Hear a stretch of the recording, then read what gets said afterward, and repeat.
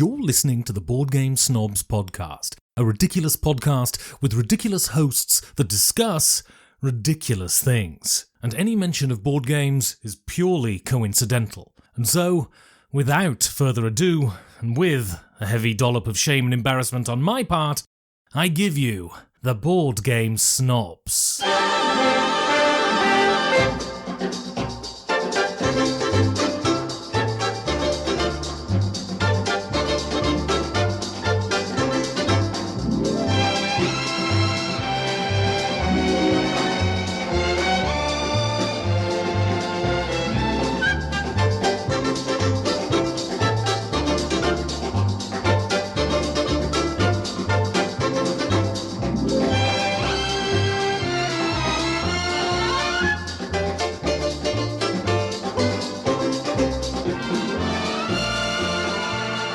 And go.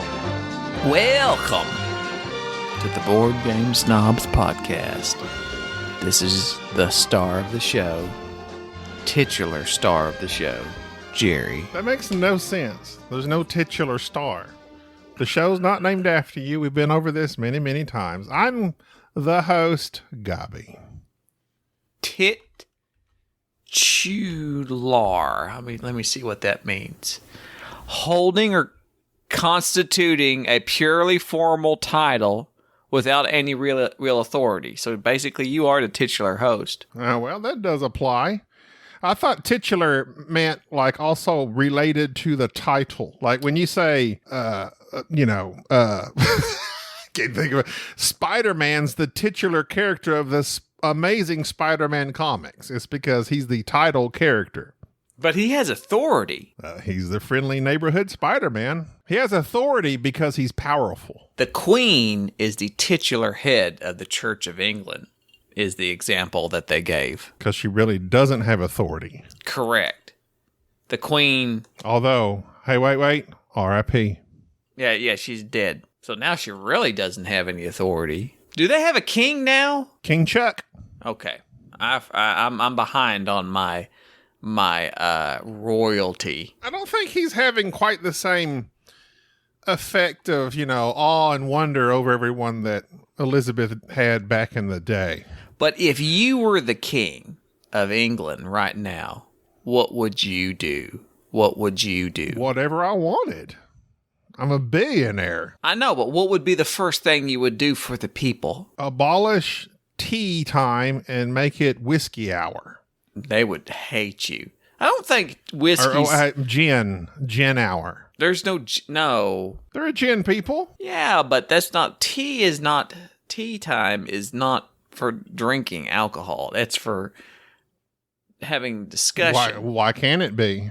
Because it degrades the discussion. You don't want people drinking while you're talking about serious things. Oh, that's our podcast. That's something we should try. We should switch to tea one episode. We would make no sense. You have a boot there, I see, or a yard, or what is that? It's just a 16-ounce glass. No, beer. That's a look from my screen. Since we're not in studio together, it looks like a yard or a half a yard. Whole 9 yards. Do you know where that comes from, that saying? Football. Why would it be football? Because they operate in yards. 10 yards is first down. So why whole 9 yards? We got a whole... That means they only made 1 yard on the first... That means Ezekiel Elliott was carrying the ball, and that's why they got rid of him. Okay, so I don't get your reference, and your reasoning is awful. They made 1 yard. We got a whole 9 yards left to go. All right.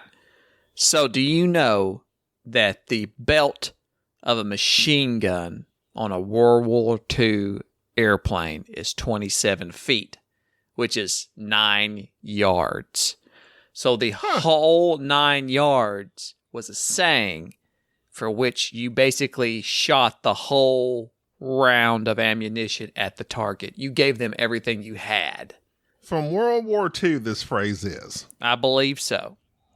You believe so. Correct. And if I believe it, it is thus. I have found that oftentimes when you believe something is so, it is in fact not so. Why don't you Google it? I am, as we speak. Thank you. Because I know your phone doesn't leave your hand. But I'm actually on the internet now. I mean, the PC The old laptop, as they say. Okay, the whole 9 yards, or the whole full 9 yards, is a colloquial American English. See, now I gotta look up colloquial. One thing just leads to another when you start looking things up. The Army came out and gave us the whole 9 yards on how they use space systems. Its origin is unknown and has been described by Yale University librarian Fred R. Shapiro as the most prominent etymological riddle of our time. So they don't know. So what you're saying is false. No, they do know. You looked up the wrong thing. They do know. The whole 9 yards comes from the amount of bullets in a belt. The Oxford English Dictionary finds the earliest published non-idiomatic use in an 1855 Indiana newspaper article. So that's a little pre-World War II to me. That's pre-civil. And when I type in the whole 9 yards, I don't know what you're looking up. But it says, what does it mean? The whole 9 yards. No, it does. It says right on here. On Wikipedia. It says it right here and from The Guardian. The bullets. It says it right here as well. Wikipedia is nothing but stupidity that other people put on the internet. The Guardian. There's nothing to verify what you're saying. Type in the whole 9 yards and it asks. One explanation. It says one explanation is what you're saying, but there's several other reasons for it as well. No. Another common explanation is that 9 yards is a cubic measure and refers to the volume of a concrete mixer. That means nothing. Nobody cares about concrete. Your World War II explanation, at the end of it, it says this theory is no longer considered viable since the phrase predates World War I. Who knows? See, this is why They don't know. They don't know. I have to research everything you say They don't know. I am right. At one time. I'm right. One time you were right. I'm right. They don't know. People just trust me on this one. I'm right. You are right. You don't know. I'm getting my information from mentalfloss.com, which is where you get all your banter. No, not Mental Floss. I've forgot where I get my stuff. Best Life. That's it. Bestlifeonline.com. Bestlife.com. Let me type that in. Bestlife.com. Now, if that verifies it, I shall believe it. Best Life Online, you say? I think it's bestlifeonline.com. It may be Best Life Online. No, it's Best Life Online. Bestlife.com is like a... Because if you're living your best life online, then you're really not living your best life. Okay, so let me read you the headlines. Grocers, including Sam's Club, are closing locations. Do you have a Sam's Club card? In fact, no, it expired. We went to Costco, which is the Target of the Sam's Club wholesale world. I've never been to Costco. It's wonderful. Imagine Sam's, but slightly nicer. Just like Target is slightly nicer than Walmart. Really? Yeah. Ben Affleck says Matt Damon was a bad roommate. And Jeremy Reiner's... I'm not reading the article. Because Ben Affleck's an idiot. All right. If I had to pick one, who would you go with? Matt Damon or Ben Affleck? What team are you on? I'm a Damon guy. I'm a Damon guy. Yeah. How you like them apples? I'm a Matt Damon guy. I'm going to science. Yeah, I'm that guy. Jeremy Reiner's trainer. No, that's Hawkeye, right? From Marvel. I'm not sure who Jeremy Renner is, but Jeremy Renner is Hawkeye, yes. Okay, sorry. I apologize. Jeremy Renner's trainer shares... Why is he Jeremy? Is he not washing his hands? Well, he's been in the hospital, so he has nosocomial infections. Staphylococcus Renner. He got...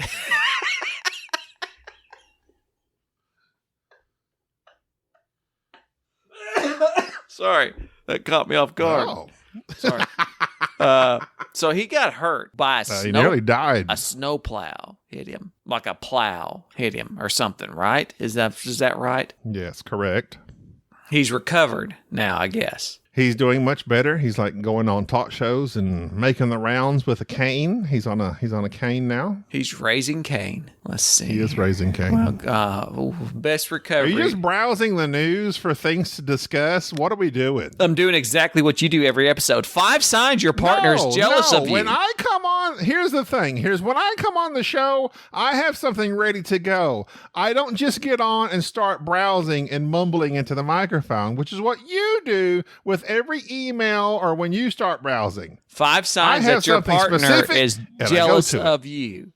So one, they downplay. Is that for me and you? They downplay your successes, which is exactly what you do. They downplay your web browsing abilities. They make different or disingenuous comments about you. Do you see a trend? I never do that. They disrespect your boundaries. You always interrupting me. And they're bothered by little things. This is you. This is you. Let's see. Are you 5 signs your partner is love bombing you? What is love bombing? Well, I've never heard that phrase before. Love bombing. Love bombing is a dangerous form of manipulation often used by narcissists. It's identified by excessive attention, affection, and admiration with the intent of making the victim feel obligated and dependent on the love bomber. Sounds like a song ready to be written. Love bomber. It sounds like Dan Hughes is love bombing you, showing up on our podcast, slowly trying to take over and then ignoring your DMs. He DM'd me just yesterday, actually. I've nominated them for Golden Geek, as well as I've nominated also 5 Games for Doomsday. I've also nominated We're Not Wizards. I've also nominated Gamecasters. So I think those are all my nominations. I think Ben's going to win it this year. My money's on. Ben does. Yeah. I hope they all do. Because they all really want they it. don't all. They can't all win it. I know they can't all win it, but I said I hope they all win it. Can I not hope? No, you can't hope. Is hope dead in this world? There's only one person can win. You can only hope for one. I'm creating a new hope. No, you can't. There's only one hope, and it's Ben Maddox. The only one? Yes, it's Ben Maddox. Well, if we're coming to Highlander, then that's the We're Not Wizards. Richard, yeah, but Richard's not going to win it. Nobody knows. Is this podcast still going? I don't know. He fired it back up. It was defunct for about a year, and he's fired it back up, and he's turning and burning. He's doing good. Turning and burning. Listen, what's the etymology of that? Oh, World War I tanks turned and burned. It may be. When they would turn left, and we're not ambi-turners. Ambi-turners.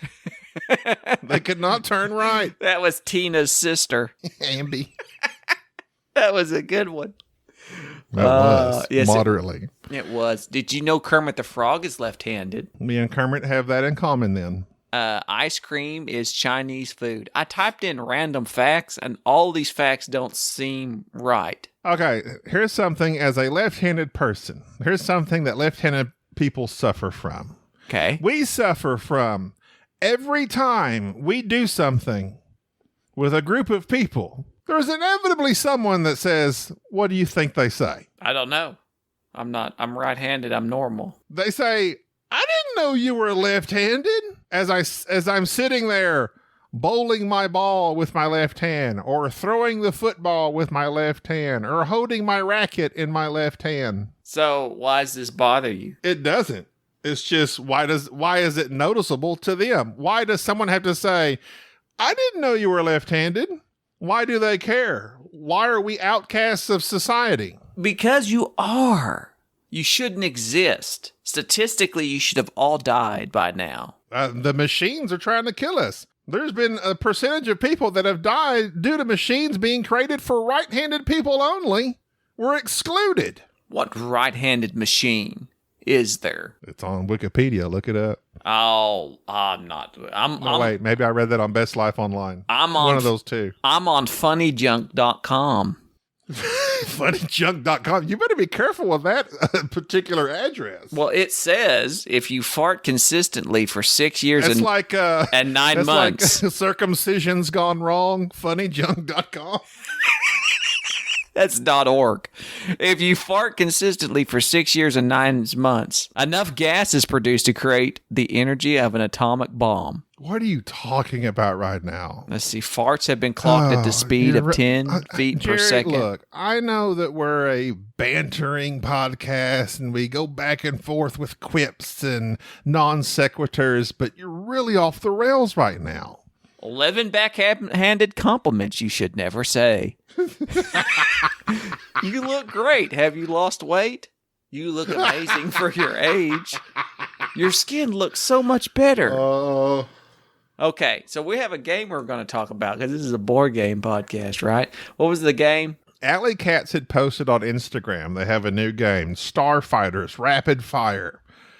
They posted it. I looked at it. I said, that looks like a game up my alley. Rolling dice and shooting at each other in space.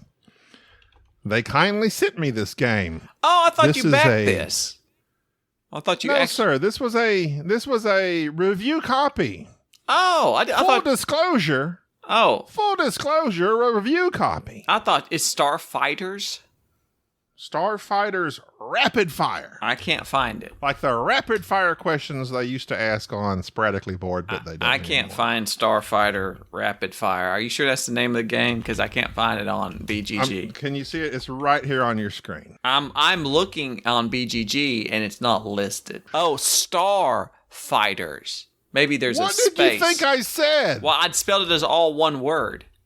It is in fact. Oh. It is. You see the nuances. It is in fact star I one held word. the box before you. I wasn't looking at you. I don't want to look at your face. So it's star. You weren't. You're looking at the Space. box. Star space fighters 2 dots. What are those dots called? Colon. Star Space. space fighters colon space rapid space fire. Exhausting. I'm exhausted already. And the time it took Jerry to do that is longer than the time it takes to play this game. This game is rapid fire. You're rolling dice, real time, turning your ships, moving your ships, shooting at other people on the board. It's really fun. It reminds me of that Space Cadets game that was really popular back in the day. And yeah, this game was something that I really got into. And this is definitely, this real-time dice rolling thing is not my kind of game. I'm going to say Space Cadets. I'm going to classify that. The 2013 game, the Space Cadets Dice Duel, and the Space Cadets Dice Duel Die Fighter. I had those games back in the day. They were Jeff Engelstein game, if I'm not mistaken, where you roll dice and move your little ship around the board and shoot at each other real time. This Starfighter game. That game was like a precursor to Captain Sonar, I feel like. Sort of, kinda, yeah. And this game to me is like, of course it's not Captain Sonar because you're not co-opting with somebody else, but just, against each other. We played it 3-player, which was interesting because it was like, whoever blows up the first ship wins and the other person loses. And in 4 players, you play on a team. I really enjoyed this game. You're just rolling dice, taking the dice, putting them on your board, and then when someone yells fire, you stop, and these persons are now able to engage their ship, where they either take dice off their player board to move the ship, take dice off and roll them to see if they fire and hit, drop torpedoes, repair their ship, etc. I really liked it. I thought this was a good production. I think I enjoyed this game way more than what I would have ever anticipated. It delivered exactly what I was hoping it did when I saw it. It's got some very nice plastic minis. You have a personal playboard on which you're playing your dice. You're rolling your die real time and placing on different sectors of your board. You have a section that drives your ship, that turns your ship, that you shoot from, that can you restore shields from, or fire torpedoes.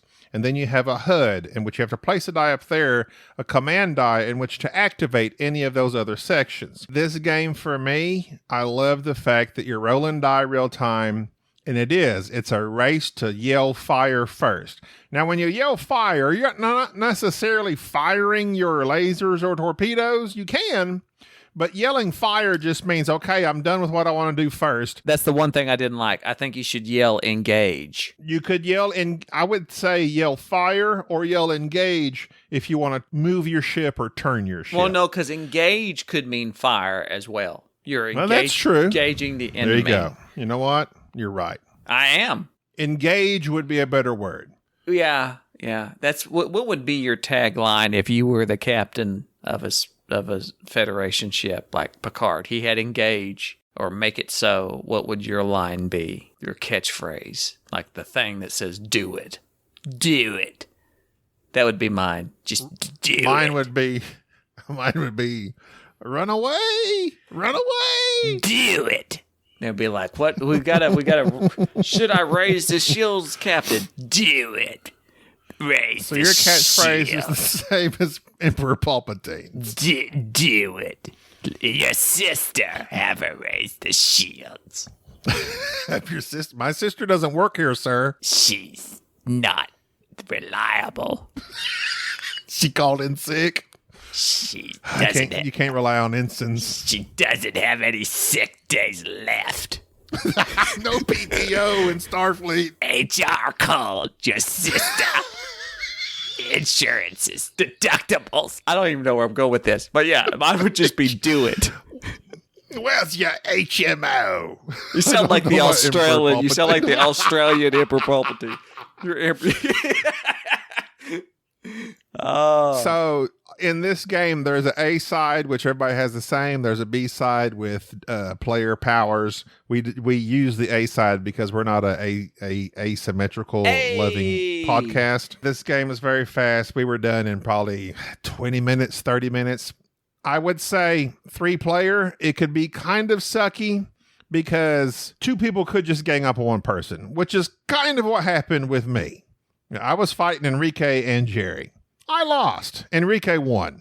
Although, what was interesting was... Are you sure? I thought you won. No. I lost because you were attacking me from the front. Enrique was attacking me from the starboard side. That's the right side. Okay, then the port side. My bad. I'm a port man. He's got me from the port side. So you were attacking me. Enrique was attacking me. I was trying to fire at you. I was trying to fire at Enrique, but yet I was getting concentrated on from you and Enrique. So in a 3-player game, I could see where there's a real kind of uneven balance thing, but we still had fun. I would be interested in playing this in teams. I think that would balance things out. Like, okay, you're attacking him. I'm going to attack you. He's my buddy. But I probably figure that this playing at teams might be the way to go. Do it. Either way, 1-on-1, I can see that being extremely fun because it's just you and another person. I had a blast even at 3 players, even with both of them attacking me because it's so quick. You're rolling die. You're trying to yell fire first. And, depending on which way your ship is turned, that's the side that gets attacked. So there is some strategy on turning your ship.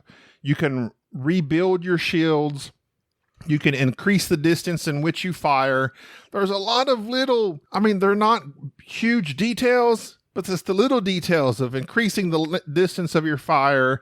I just really like that even though you're basically mostly just rolling dice and shooting at each other, there is some... Everybody's just rolling dice, but how you allocate them. And so, of course, you have the option you have to put so many dice onto your lasers to fire them. Or you could choose to put some of your dice onto this other board that gives you more power so that your hits, if they do hit, cause more damage. And I mean, there is some decision making, and it feels very frantic, which is what you want in a real time game. So I love real time games when they work like this. Project Elite. I just love real time games.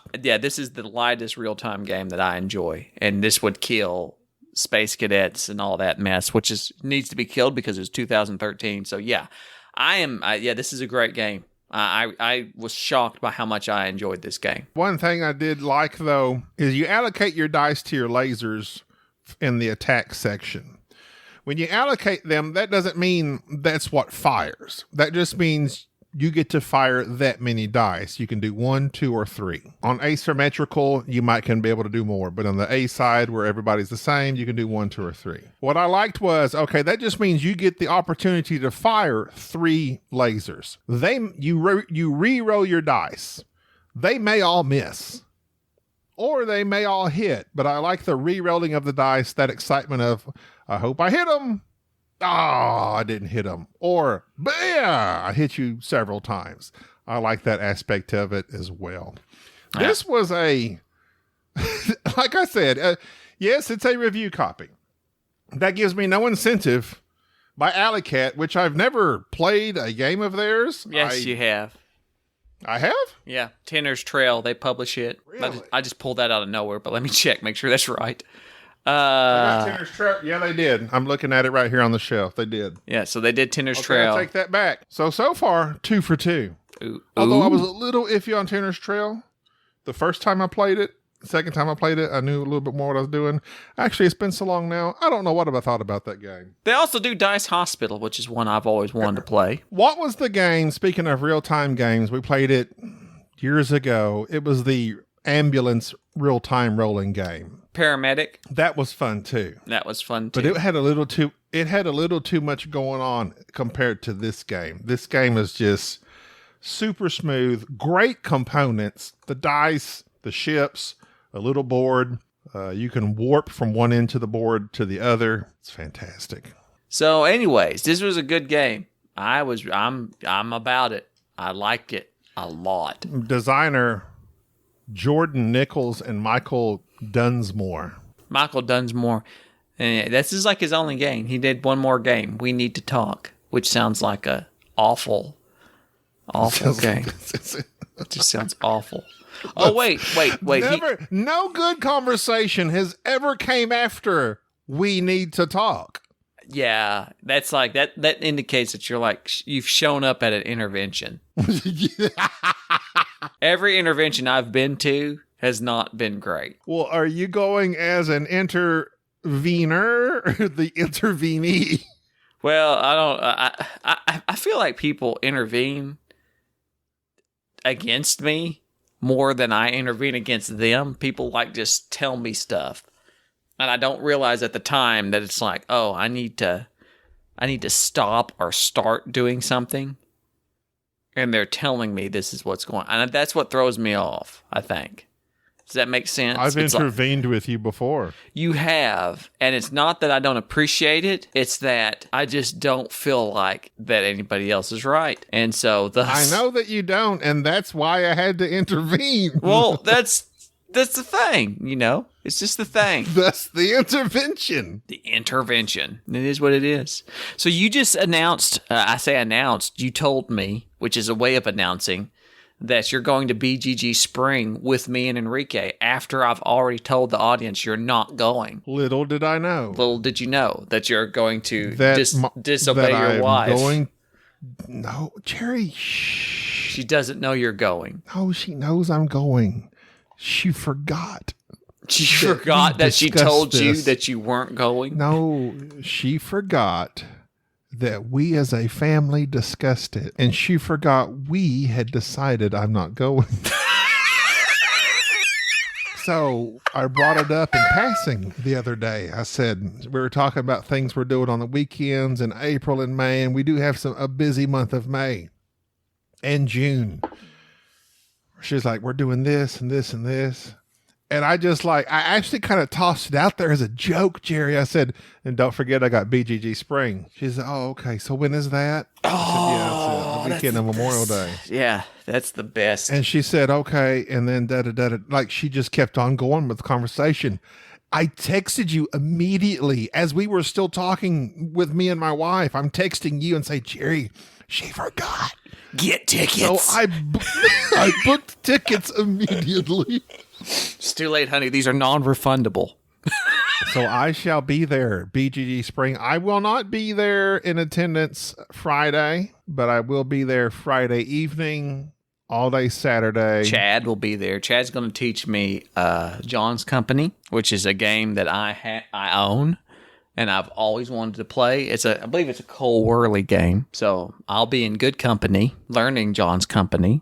You'll be in Chad's company. Oh, vote for our people on BGG for the Golden Geek Award. We just want to be nominated. Who's our people?